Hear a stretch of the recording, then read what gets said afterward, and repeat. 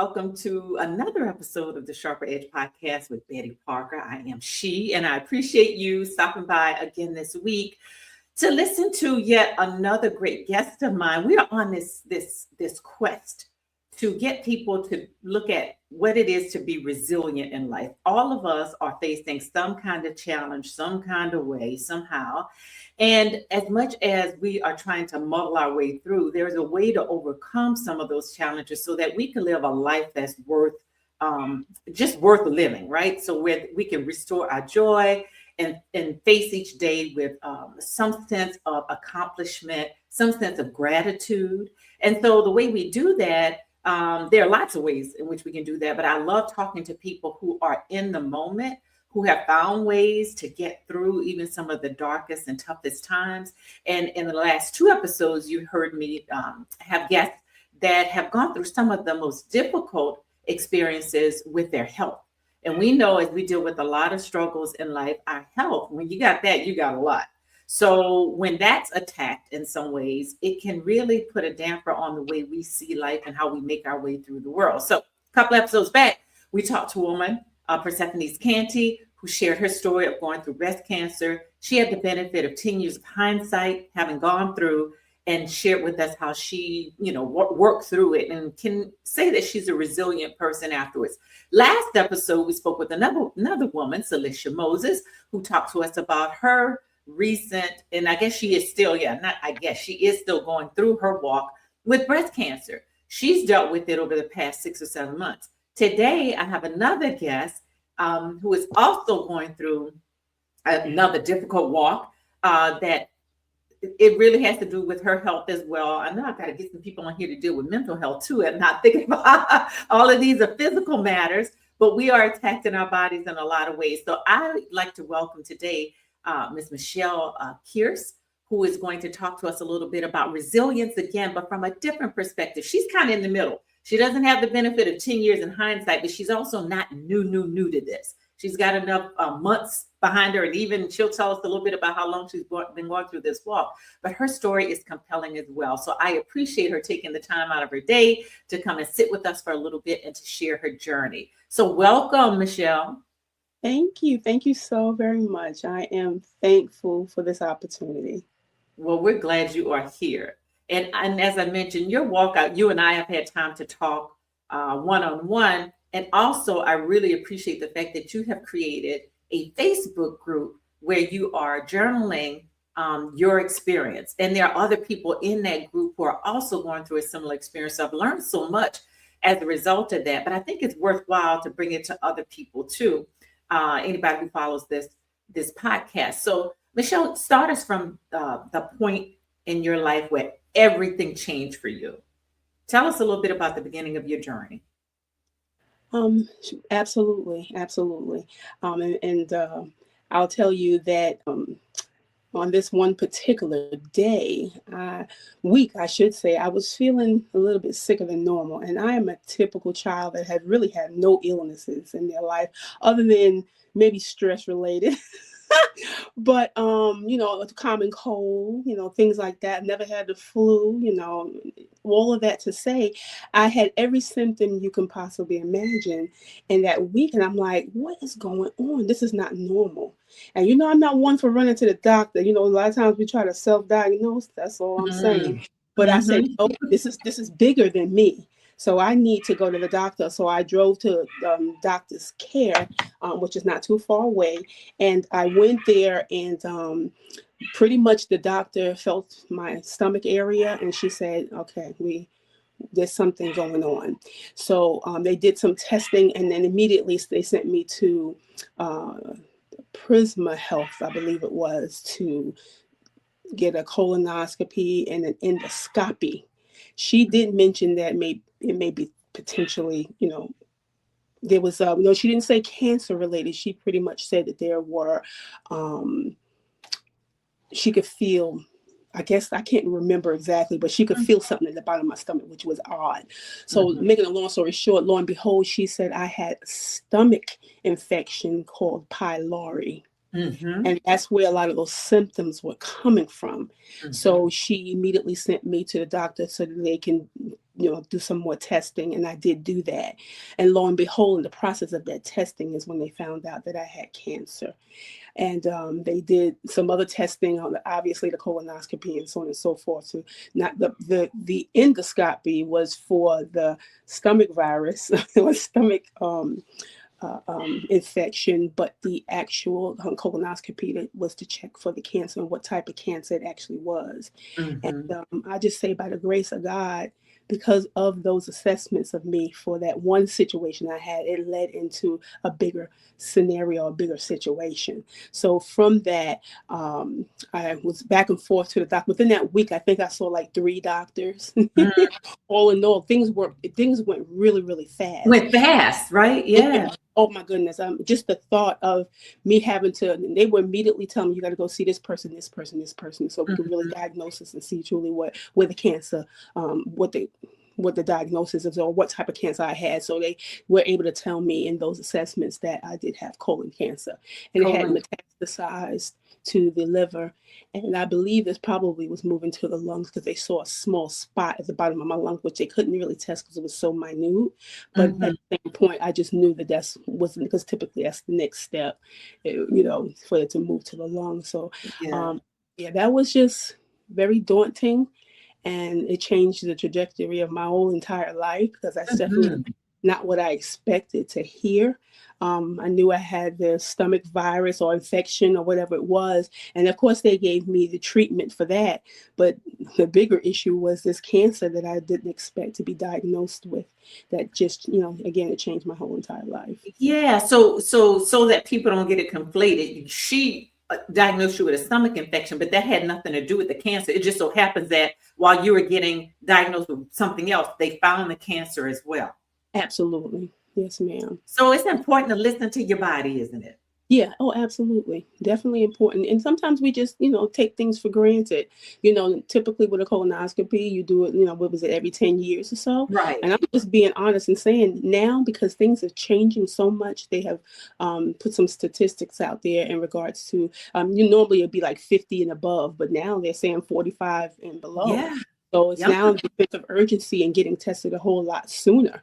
Maybe Mhm. not waiting that 10 years, maybe with every 5 years you do a colonoscopy. And if Mhm. it runs in your family, you might want to do it even more often. So Right. those are the things that, we feel these ailments and things that are going on in our body. We tend to ignore them because life is lifing, so to speak. Mhm. But we Mhm. have to be mindful of the signals and really having ourselves checked, regardless of whether we like going to the doctor or not. This is so important to do that. And I It realize that is. more now than ever. Uh-huh. You raise a really interesting issue here that I think a lot of people don't face. Because you said, Michelle, that we need to go. Sometimes you got to go to the doctor, get your regular checkups. A lot of people are like, hey, I'm cruising along. I don't have any issues. I'm not feeling anything. Or were there any kind of, in hindsight, you do have enough hindsight now just for the amount of time. Is there anything that as you look back, you say, maybe that was when I first started seeing symptoms and I just blew it off and thought it was something else. So you just kind of moved on and it could have been a contributor. Yeah, I mean that's a great question. As I look back on things and as I read different things in my research, since I've had this, been going through this journey, there's things that I might have recognized. I mean, I know for the most part, for me with the cancer, it's been growing in my body for quite a bit of time. So there Yeah. was no call out symptoms that I felt that See? I had at all, Mhm. nothing as it related to the cancer. It was all me feeling sick and then getting diagnosed with the stomach virus. But and I keep calling it a virus, but just know it was an infection. An Um, infection. Yeah. yeah, and all that to say, the only thing I can think back to is maybe having problems because I have colon cancer, with irregular bowel. When I think of something like colon cancer, I don't know. Are there many symptoms leading up to it? Because I don't know. I mean, you could be rolling and have polyps growing in your colon and not know it until you go and get that colonoscopy, and people just don't go. Absolutely. Sometimes, they got to be very mindful if there's colors of the stool. Like if your stool might be a little darker, or how it actually comes out of your body. Mhm. I've been reading and researching that. It's like, oh my goodness, my stool was like this and my stool was like that. I Mhm. probably should have been checking into it, but I just thought it was just maybe what I ate. Right. I mean, you can excuse it away, can't you? I mean, we could Right. find different reasons why things do that. Well, yeah, and look the What way they they look. Yeah. do, and that's Mhm. what we typically do as people. We would just kind of self-diagnose. That's what I mentioned earlier. Yes. And they'll be like, okay, well, maybe I should check it. And even if you check it and there's nothing going on, it's Mhm. okay, because at least, if there was something going on, you would be able to find out. So That's that's right. the only thing. Like, there was never any blood. Another symptoms, blood in the stool. Mhm. That might be a little bit harder to detect. But if you obviously see blood, in the stool, and it's Yeah. obvious, you need to go to the doctor. Yeah. Mhm. I know. Now tell me about when you got the diagnosis. What was that like? I mean, immediately when you heard those words, what was the first thing that went through your mind? Shock, I bet.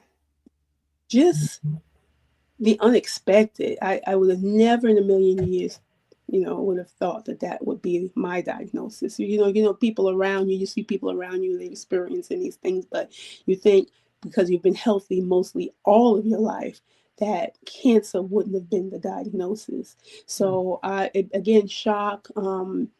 It was very emotional. And I'm one for being, classifying myself as a real strong individual. So, I didn't cry or anything like that, but I did find myself like just standing there in shock for a minute until I can kind of just digest those words by themselves, not anything else other than that. And what would be my next step? What am I going to do next? And how is that going to change my entire life? There was so many thoughts and feelings. I could remember almost like feeling like I was going to faint a little Yeah. bit. You know what I mean? Like, so the person that was with me, praise God for them being there to support me through that time. And I kind of leaned on them, and they allowed me to lean on them, for that minute, Very because I good. just didn't know what to feel, but I was feeling everything, if that makes sense. So it was Mhm. very scary, um, emotional, um, and what's next, once I was able to kind of digest that. Mhm. So Yeah, I yeah. would imagine it does just kind of rip the rug right from under you. I call it life's sucker punch when you're just cruising and then all of a sudden out of nowhere you get this bam in your face kind of thing. And it's like, what am I supposed to do with this? Because I'm Right. feeling fine. Y'all must be wrong. This Exactly. can't be what, yeah, I was like, yeah, second opinion, in yes, mine, because I'm like, y'all just got it wrong, yeah. I just don't, that's not me, this is, so yeah, yeah. What's been your experience with the medical community through this? I would say something that I didn't expect is the relationship that I have with my oncologist, because I was always under the impression when someone's going through something as devastating as hearing that they have cancer, that the oncologist would be a whole lot more, have that bedside manner that you're looking for to kind of, encourage you. They know what we know what the cancer means, but at the same point, I just thought the relationship would be a little bit different, because this particular doctor, and I won't say his name, is a little bit more like process them in and process them out, and I was just feeling like I was lacking something, at that point. But by the grace of God, I met the nurses, and two of the four were phenomenal, and they were able to answer any questions that I have or give me additional information based on, what they knew to be the case. And that helped me out a lot. But I did not expect that from the oncologist. You know what I mean? Yes. Gotten to know him over the year, that this has been a part of my journey, but it's still not the way I would have liked for it to have been, especially first being diagnosed and being told that. Each time after that, where I had to visit, because I have chemotherapy every other Thursday, and then that week off, I'm seeing him.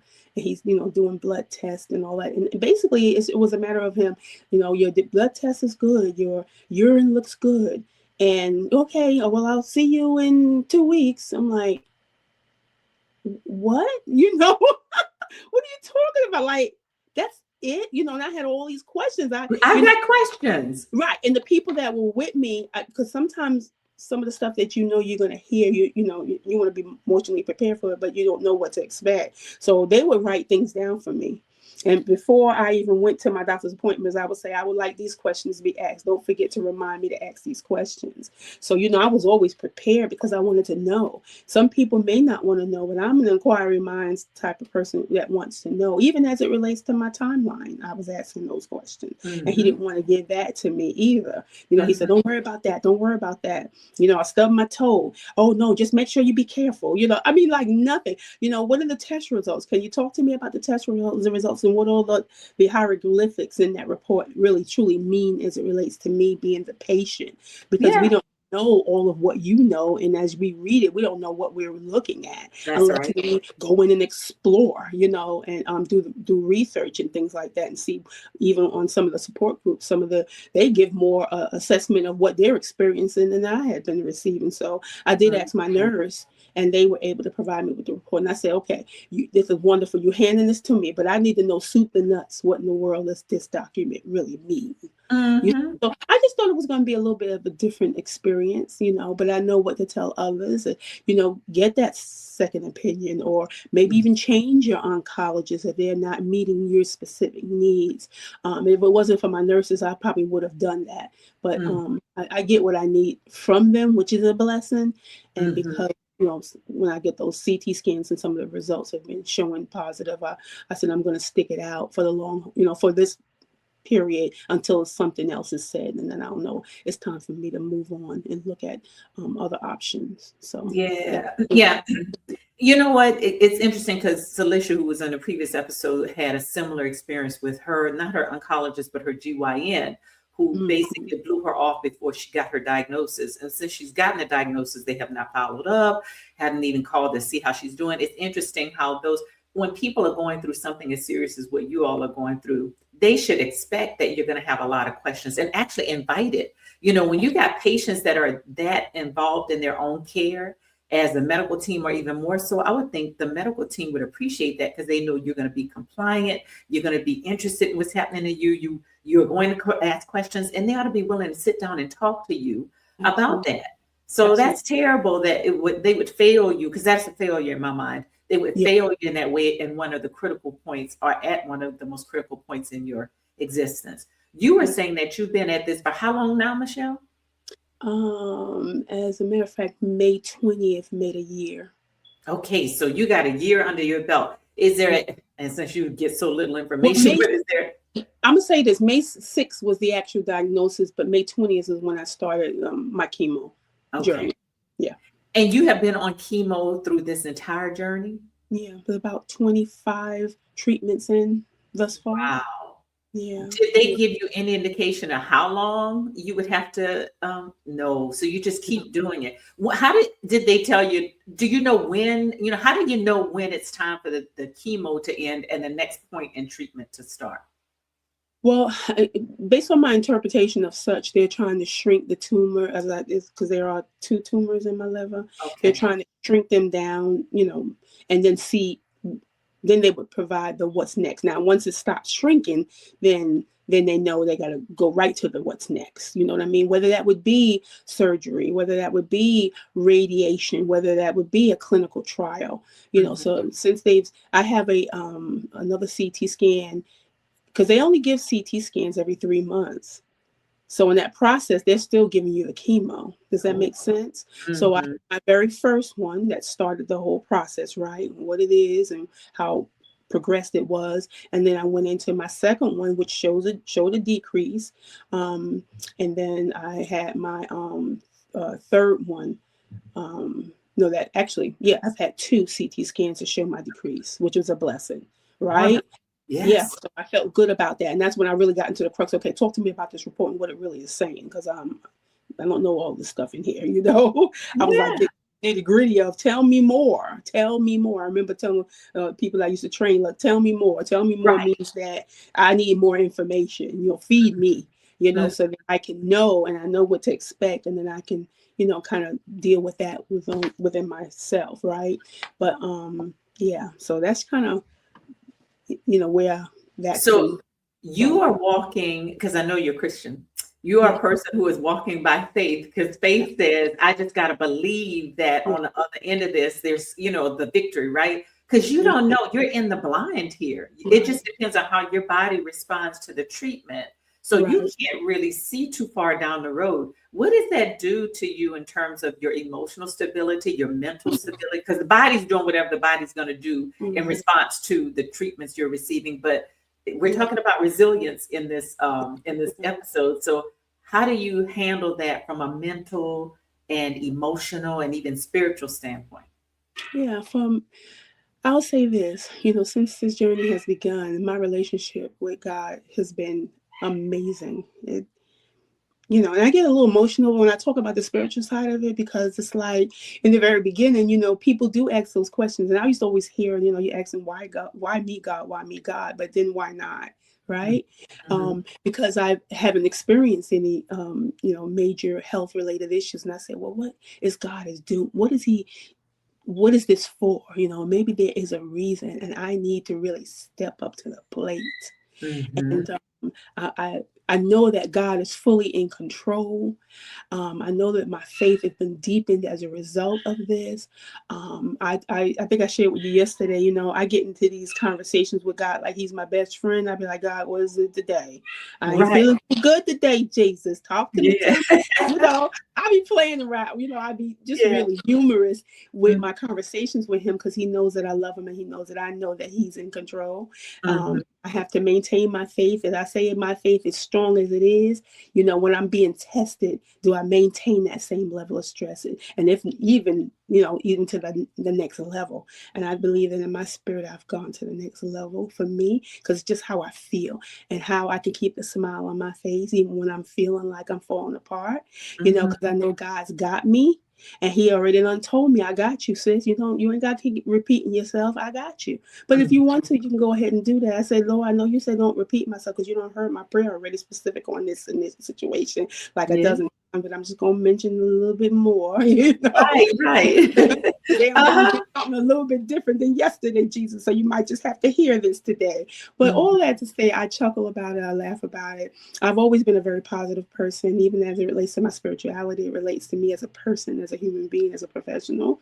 I've always had, thought whether the glass half full, not half empty. So I'm thankful to have grown up like that, because it allows me to see things different than from what others see. Because I've heard had conversations with different people that have had cancer and how they went into a state of depression. I refuse to go into a state of depression, because there's some people that have never walked out of that state of depression.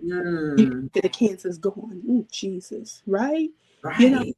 they had never they never recovered. I don't want to be there. That's why I stay positive. And I Mhm. say, when you have conversations with me, as my friends call me, I'm like, talk to me about life. You don't have to talk to me about cancer. Cancer Mhm. doesn't define who I am and who I will become. How about Amen. But God is using me. He's doing a new thing in me. And I'm thankful to him for that, because he said, Michelle, I want you to tell others about this, about mhm. your story, because your story is different from others. Because I was never sick. And then all of a sudden, boom, I got the big one, right? You don't expect. And so I said, oh, okay, God, what you doing? Okay, now you testing me? Okay, I got you. I'm gonna stand the test of time, baby. I'm going all full force until I see the light at the end of the tunnel. And Yes. I know that I'm seeing that light even more and more as Yeah. I go through this. And even if the Lord decides to say, okay, your journey is over, I know I will have impacted the lives of many as a result. Mhm. And that's why I'm doing this segment today. It's the start. And I'm nervous and everything, but to God the glory, because I'm talking about Jesus ain't never a problem for me. Talking about the Right. journey is what what it is as it relates to me as the individual. So I appreciate this, and being able to share some of what that looks like and feels like. And Mhm. thank Because you told me before, like in the beginning, you were a little private about it. You oh didn't yes, really yes, want to share. What would you say to somebody who, because there are a lot of people like that, and you really aren't obligated to share your medical journey with anybody. Nobody right, is right, right. obligated to share their medical journeys with anybody. However, you had a change of heart. So just tell me a little bit about that part of your journey. Yeah, absolutely. Most of my life, everybody knows me. That knows me knows me. I'm very private. I've always been very private. Mhm. And when I heard the news in my spirit, I was like, I'm not ready to tell anybody yet. Let me just digest it myself Mhm. internally so that I can learn how I'm going to deal with it emotionally, if that makes sense, right? And then when I felt that I was a little bit more, okay, it's almost like you're going through grief. In, Yes. in grief, you go through levels, of Mm. acceptance, right? And I Mhm. felt like I was going through those, and I had to allow myself to go through them until I got to that point where, okay, I've accepted this. This is going to really a part of me, and what am I going to do about it? Does that make sense? Oh yeah. So I didn't start telling people, and then slowly but surely I started reaching out to family, because you're gonna understand that when you're sharing this with people that find it out for the first time, sometimes they're even more emotional. I'd already had acceptance. Praise God, to whom my blessings fall. I had to say that. I already had received acceptance, right? So when I Mhm. was talking to them, I was able to lift them up, because now they're getting what I experienced as it relates to the emotion piece of it, right? Where Mhm. it was like, wait a minute now, I'm the one that got cancer. I had to make them laugh. Right. I said, you got me back here wanting to cry now. I ain't gonna call you with Right. all that foolishness. I said, but I love you. I appreciate, your emotion and how you're feeling, because I know you love me. But it's okay. I'm okay. Mhm. Mhm. Jesus got me. I'm okay. I already communed with him. He Right. got me. So I got this. I want you to be okay. You want me to call you back? I'll call you back in about 15 minutes when you're feeling a little bit better. That is so funny. Yeah, But you you know know what I'm what? saying? So I did, then I opened up. I mean, probably a year after, I started really saying I want to open it up to more than just my family, my closest friends. And I'm still calling people and letting them know, depending on how they impacted my life, and how, Mhm. if they were in my life regularly, Mhm. especially ex-co-workers. I was at Verizon for 25 years. So, that's a lot of, they consider this work family. Does that make sense? Right. Absolutely. So I'm really, now I'm digesting that, and it's been a year in, and I'm opening up. That's why I opened up that page. Mhm. And, now I'm taking this opportunity, which is my first one, and I'm hoping that there will be many more, and I'll become a little bit more comfortable and not as nervous in my communication. But Sure. it's important for people to, and I shared this with someone I just found out I had cancer. You have to know, don't I don't want nobody to feel like they have to rush into communicating it, but do communicate. Mm. Mhm. You Mm. got to. Yeah. You need that. You need that You do. support to Mhm. thrive and survive in Mhm. that journey. You got to, getting a simple text for me is a blessing. A Mm. motivational text, a motivational video, a motivational book I have right here that one of my friends, Stephanie um, Rudolph, sent to me. It's called Mm. Brighter by the Day by Mm. Roberts. And we know her story, right? Some of us. Right. Waking up to new hopes and dreams. Mm. So these are the things that are powerful for me. People ask, what do you need, from me? How can I help, or what can I do? Little simple things as that. A book, a Right. motivational book, Mhm. a motivational blanket that says something that, specific to the cancer. Mhm. I, and I know I'm going into a tangent, but I just want to share this.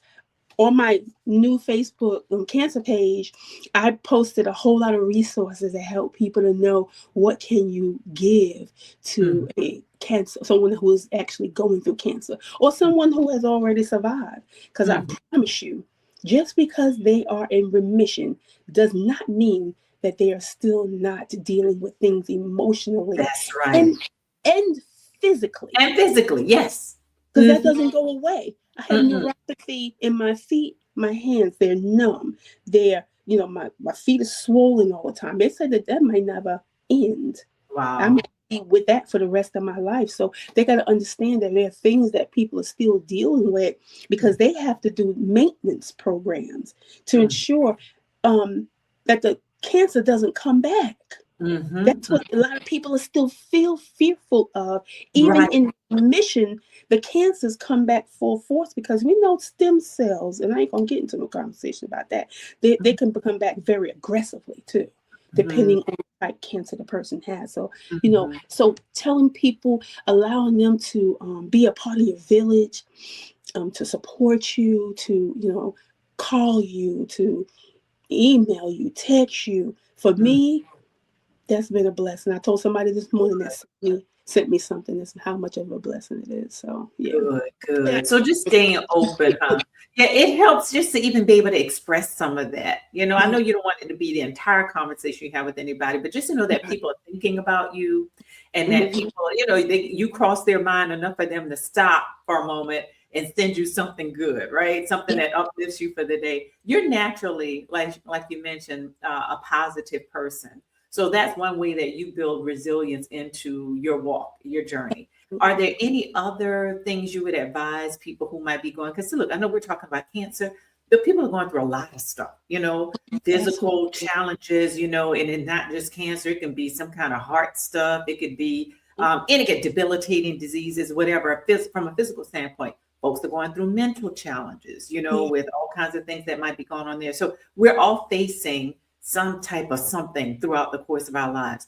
What do you advise, just from your experience, for those people to do to just kind of be able to get through that journey, Yeah. overcome it if it's possible, and bounce back and enjoy life somewhere along the way? Well, I could probably share quite a few things. I'm gonna try to think of just a couple that really stand out for me. Like we say, the support. I will say this is very important. Was important to me. Speaking to individuals that have been, they're either currently going through the journey or have already been a part of the journey, Mm-hmm. right? Mm-hmm. They might be in remission.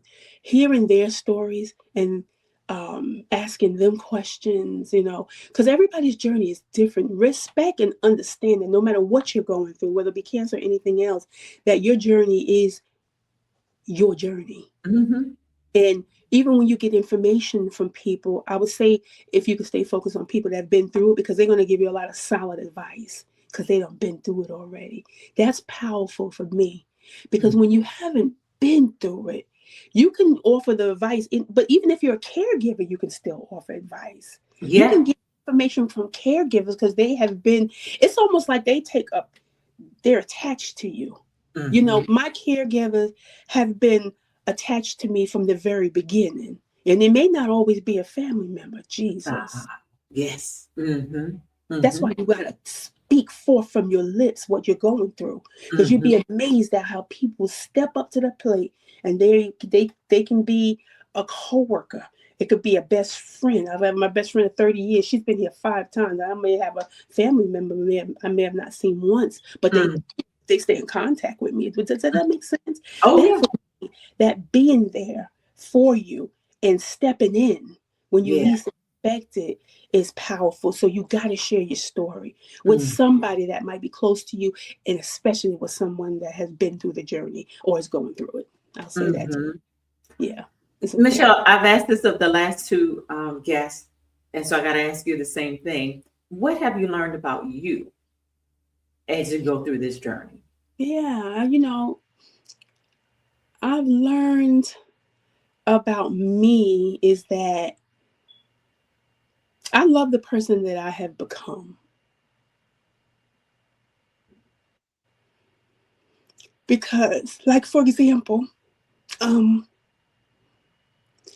I spoke. Some friends was coming over from my prior job, right, which I retired from, and they had me laughing so hard because it was the smallest thing, but it became like the biggest thing Mm-hmm. because I wanted to order pizza and all this food, and they were coming over, and I was like, Michelle, really? Why in the world? Because you're still a giver. You're still giving. We need to be giving you. We don't Right. need to be bringing pizza and stuff for, to eat. If that's something that no, we're coming to see you. Don't you Mm-hmm. dare do this. Don't you dare do that. So in my heart, no matter, even though I'm going through this, I'm still authentically myself. Yeah. Don't let nobody change you from who you are. Still be who you are and what Mm-hmm. you represent. Now, if it was in the negative, Now, hopefully God has blessed you to see the positive in everything, Mm-hmm. to look at things differently. And I do look at things differently. And I'm thankful my relationship with God is stronger. My relationship with people is stronger. My relationship with my village is stronger. My relationship with my support team is stronger than it's ever been. And I know that they're genuine because they're not cancer ghosting me. If you ever heard of that technology. That's Mm-hmm. key. When people are in there in the beginning and they start drilling off because they hear that you sound good or they see that you look good. Yeah, at church, it might be at this point. Let me tell you, I'm going to live my life. Mm-hmm. Feel like I walk up on that stage because I'm a choir member and I could be feeling the worst. But once I get there and I sit down or I still stand up there and I sing, God gives me a level of strength that I didn't even know that I had. So Mm-hmm. know that you will be strengthened in that process as long as you stay rooted and grounded in the Word of God. He Mm. will change your life forever and your And listen, relationship. y'all sounded beautiful yesterday. Y'all were singing yesterday. It was a trio, that trio of y'all when y'all went back old school with us and Yes, we singing. did. And I was like, and I could see it in you. I could see that you Yes, were enjoying the moment. You were yes, feeling the music as much as the words you were saying that were yes. coming from your mouth. So, absolutely, I totally get that. The other thing you said that just resonated with me too is, because some people might say, well, everybody expects you to be the strong one, right? When you're Mm, going through a time, you need to allow yourself to be vulnerable and all these things. But what we also have to realize when it comes to people like you who are givers, it's not a stress or a strain to you to still do for others, because that's what brings you joy. The You're being able to help other people, because it sounds like you're having to help people who get sad because of your situation, right? It's like, right. it's gonna be all right. You're over here trying to make them feel better when they ought to be doing the same for you, or you're trying to entertain people when they're coming in to offer you support. But they don't understand sometimes that from somebody who is like you, because I'm kind of that way as well.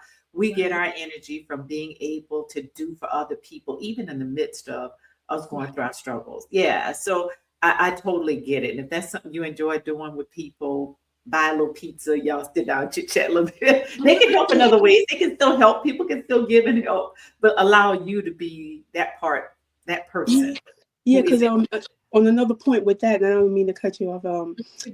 The person that drives me every week, and you know who they are, Mm-hmm. I would be like, I want to take her to lunch, or I want to give her something, and she was like, no, no, no, no, no, everything, no, no, no. And I remember being in a restaurant on the way back because she makes sure I try to get something to eat because I'm really weak, Mm-hmm. and we'll go in there, we'll get something, and I'll be like, in the beginning I will order her, I was like, let me order for you, let me order for the family, because I don't care, I want to do that for you, I want to give something back to you because you're doing this for me. That's a Yeah. commitment. Yeah, Yeah. she's been there from the long haul, from the very beginning, and never stopped. Because Wow. she has not canceled those to me, right? But all Yeah. that to say, um, I remember being at the register and I stuck my card in front so she wouldn't get her card there, so I was able to pay for it. But she's not Uh-huh. letting me get away with that no more. But all that to say, what I did was I did a sneaky thing. I just sent her a basket of edibles one day because she can't deny that at the door. Right. I got a basket created for her and put like really stuff in there for her to have a day spa for just herself, things like that. Because I can get her back that way without her saying no. Yeah. They got to let you be a blessing to others, Right. even to them. So people got to realize, as much as we don't want you to do all those things and let us serve and help you, it Right. also is part of is that your love language? What's his name? Gary Chapman does these yeah, love language. Yeah. That's And my language. You got it. absolutely. So let you live in your love language. But and you may not say this, but I'm going to say it. Just in talking to so many cancer patients, there are things you all need. Right. So and I know our church has a cancer support group, and we put together little packages and things of that sort. But don't be afraid to ask Michelle for anything that you might need, because there are people who do want to support you and want to give. And I have learned through just talking to you all how many things we who haven't gone through this don't even know about what your struggle is. Like, you're talking about neuropathy. Nobody really thinks about that. Steph was talking about lymphedema. We don't think about that. We don't think about the fact that y'all get hot and cold, or you need certain, you need compression socks, and you Right. need whatever. There's all Yeah. kinds of extra things that we have no clue about. So if Yeah. people want to give and support, they should think about that for cancer patients, because there's so much that you all go through on a day-to-day basis that just, that just kind of escapes us. As we wrap this up, and I want to just say thank you so much for doing this, because I know this is big for you, being the private person that you are. But as we wrap this part up, and I hope you'll agree to come back later, and we're going to say a big old prayer that your next scan is just a good, the outcome will continue to be good. June And 10th. positive. June 10th. June 10th. We don't pray on that June 10th day. But as we wrap this up, leave us with a sense of how you see your future. I mean, because I know, when you're in the midst of just going through some difficult situations, it's kind of hard to look down the road. When your life is filled with, I guess, because I know you still work, but doctor's appointments and scans and blood work and going here and there. And when y'all go for chemo, my gosh, that's your whole daggum day. And then you got to spend the next several days just recovering from it. And before you know it, you're back at that stage again. So it might be hard to look down the road a piece to the great things that could possibly be waiting for you. How do you reconcile that with what you're going through right now and being able to look toward a positive future? Okay, right off the bat, I'll just say this. I take it day by day. I live in my moments now. Yes. I try not to stay so focused on where it's going because I let God handle that. All right. That's it. Perfect answer. Perfect answer. And that's applicable to all of us. It really is. Just be in the moment, huh? Be mindful of today and let tomorrow take care of itself. That's right. That's great advice. Great advice. I just keep a smile on my face because it's what I'm feeling like right now and today. And I don't let the pains in my body that I experience in the regular, I try not to share those things because I don't want people to look at me differently or feel like they have to respond a certain way or say a certain thing. I don't want you to do that. I want you to still remember me for the Michelle that I was prior to cancer. Beautiful. We'll leave it at that. Okay. Thank you. You're welcome. That was great. How do you feel about it afterwards? Because it made you a little nervous in the beginning. Girl, I was so nervous in the beginning. I was like, blah, blah, blah, blah, blah. But I think that as you start getting in, you start asking those questions, and you start really thinking on, your life and what you've been through. It just starts to get easier in the conversation. So I thank you for allowing me to speak my truth.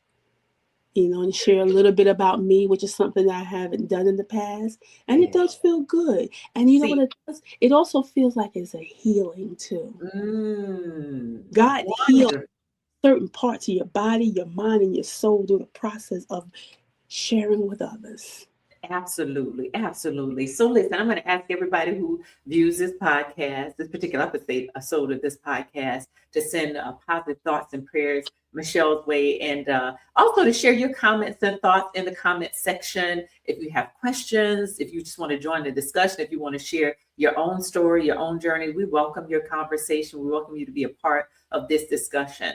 And so we just hope you'll come back next week for episode 38, 39. I don't know where we are, 39. This podcast is moving along, and we're hoping that everything we're sharing with you is making a difference in your life. So come back and see us, and we wish you all a great week. Absolutely. Join my podcast, Survival of the Illest, under Michelle Kearse, if you want to check out my page. Check her out. Amen.